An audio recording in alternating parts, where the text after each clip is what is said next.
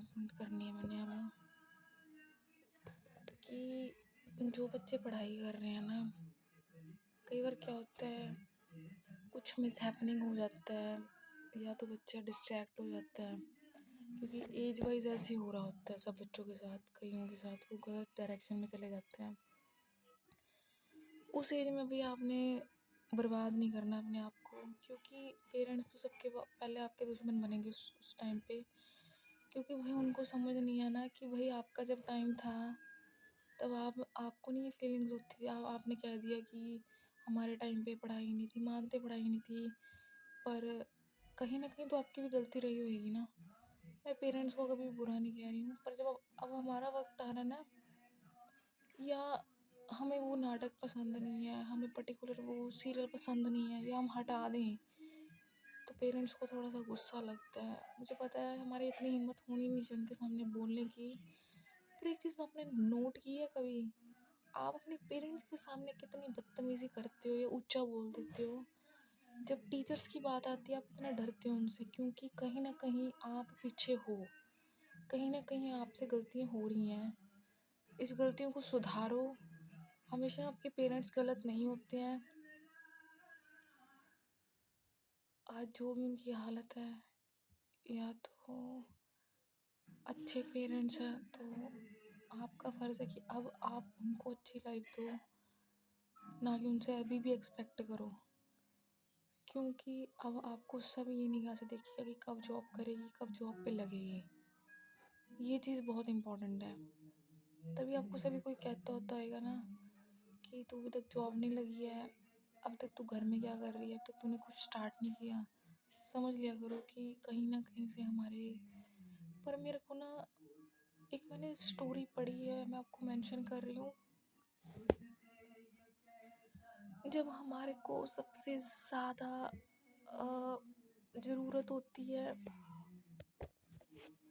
कई बार ना सब बच्चों को समझ नहीं आता कि पर्टिकुलर करियर ये चूज़ करना चाहिए। मान लीजिए आपको म्यूज़िक में इंटरेस्ट है, आपको डांसिंग में इंटरेस्ट है, कई बार सिंगिंग में। आप बोलते हो ना अपने पेरेंट्स को कि मम्मा मेरे को इस लाइन में जाना, पहली बार तो कहीं की हिम्मत ही नहीं होती, कहीं तो कन्फ्यूजन में अपना वो करियर चूज़ कर लेते हैं, उनको समझ आता नहीं है। भाई जैसे जैसे बच्चा पढ़ता है उसको समझ आती रहती है कि मेरे लिए क्या सही है, मेरे लिए इतना तो पता लग जाता है, क्योंकि उसका इंटरेस्ट ही उसमें होता है।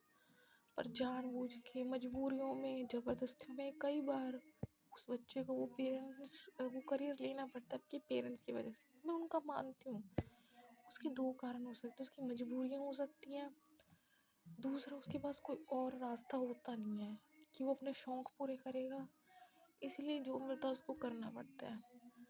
पर मेरी बात सुनो बच्चों, जिस चीज़ से आपको खुशी मिलती है आप वो करोगे, चाहे आपको कम मिले, पर खुशी तो मिलेगी ना।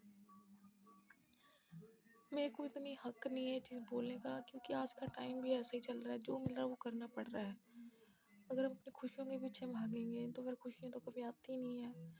हम पेरेंट्स से लड़के वो करियर चूज़ कर लें, बाद में पता चले कि यहाँ पे फिर कंपटीशन है, फिर आपका दिल टूट जाए, फिर आपको ऐसे लगने लगे, स्ट्रेस लगे, ये चीज़ें होने लग सकती हैं। पर मैं ना एक बात आपको बोल दूँ, जितना भी बच्चा पढ़ाई कर रहा है ना, आज तक उसको मेंटली समझ आई नहीं है पेरेंट्स से बात कैसे करनी है। आराम से बात कर सकते हैं, ज़रूरी नहीं है चिल्ला के बात करना। आप अपने पेरेंट्स से डरा कीजिए, बाकी दुनिया को छोड़ दीजिए। पेरेंट्स के सामने मत जाया करिए इधर उधर ऐसे कि मुझे ये चाहिए, मुझे वो चाहिए। आपको पता है ना आपके साथ आपकी पढ़ाई है, तो बस फिर तो टेंशन लेने क्यों है। बस अगर आप पढ़ाई को साथ नहीं देते ना, फिर आपका साथ कोई नहीं देता। मैंने आपको देख लिया, आपका ये काम ही पढ़ाई है ना, तो काम सही से कर लो बस। बाकी दुनिया जाए भाड़ में। भाड़ में का मतलब ये नहीं है ना कि हर कोई अपने ज़िंदगी में बिजी है। पता क्या होएगा आने वाले टाइम में ना, जब आपके पेरेंट्स बूढ़े हो जाएंगे ना, उनको आपकी सबसे ज़्यादा ज़रूरत पड़ेगी। फिर आपको वो दिन याद आएंगे कि आपने इनके साथ कैसे बात की थी। आज आपको इनको आपकी सबकी ज़्यादा ज़रूरत है, तो भूल जा करो, होता रहता है। पर अगर आप दिल में लगाओगे ना वो चीज़ ना, आगे उसका साइकिल चेन बनता रहेगा कि मुझे उस दिन ऐसे बोला था, मुझे उस दिन ऐसे बोला था। मुझे समझ में आ रहा है आपके पास कोई होता नहीं है इस टाइम पे बात शेयर करने के लिए, पर ना मेरे को ना उस लड़की के लिए बड़ा दुख हो रहा है, क्योंकि उसकी एक और बहन थी, उसके बारे में ये बोल दिया गया कि वो बच्चा है, उसके वो नॉर्मल है, उसके उसके साथ ये कुछ हो सकता है। पर वो लड़की यहाँ रह तो रही थी, उसके ऊपर किसी का ध्यान नहीं था, उसके मन में क्या चल रहा है, उसकी क्या इच्छाएं हैं, उसने सब इच्छा छोड़ दी थी अपने पेरेंट्स के लिए। उसके शौक, उसके गाना, उसका फेवरेट खाना, बस उसको उसको ये चीज़ का डर रहता था कि अगर अगर अगर अगर उसने अपनी प्रॉब्लम्स बता दी तो उसको और डांट पड़ेगी, क्योंकि उसके पेरेंट्स थोड़े से स्ट्रिक्ट जैसे थे। मुझे उसकी स्टोरी पढ़ के बहुत रोना आ रहा है, और इस चीज़ का मुझे पीछे का कारण नहीं पता पर्टिकुलर क्यों ऐसे हो रहा है। तो आने वाले टाइम में कई बार ना, जब आप सोचते हो ना कि आप भगवान के पास जा रहे हो, इतने करीब क्यों हो रहे हो कि आप अपने पेरेंट्स से अपनी बातें नहीं शेयर कर पा रहे हो, तो समझ लो बस थोड़ा सा टाइम ही रह गया आपका भी इस धरती पे। क्योंकि जब आपको अपने पेरेंट्स पे भरोसा नहीं हो रहा, भगवान पे हो रहा है, तो समझ लो ना फिर